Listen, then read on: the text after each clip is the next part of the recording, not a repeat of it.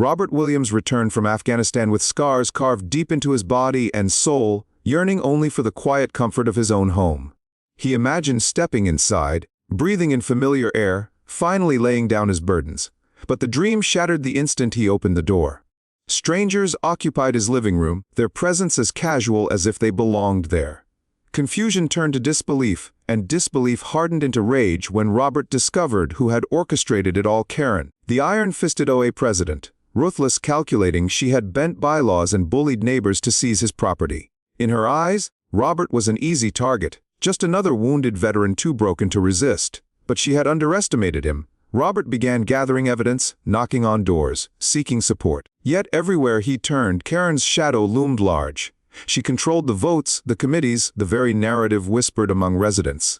Neighbors avoided eye contact, their fear of prison stronger than any wall. What Robert faced was no longer open combat. It was a war of silence, intimidation, and paperwork sharpened into weapons.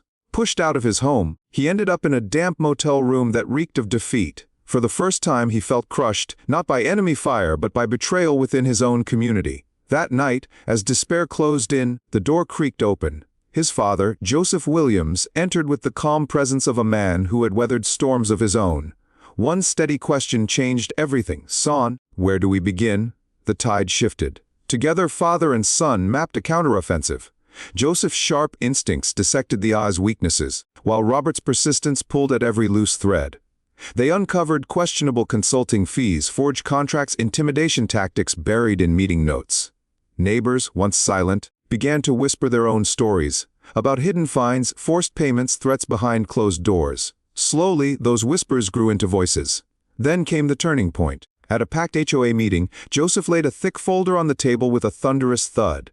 His voice carried through the tense silence. "We have the evidence." Papers spilled out. Documents. Testimonies, undeniable proof of Karen's corruption. The room shifted.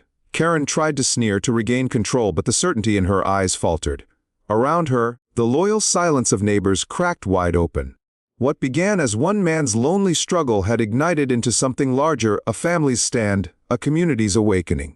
The war for Robert's home was no longer fought in isolation. It had become a rebellion against fear itself. And Karen would soon learn that empires built on intimidation collapse when confronted with truth.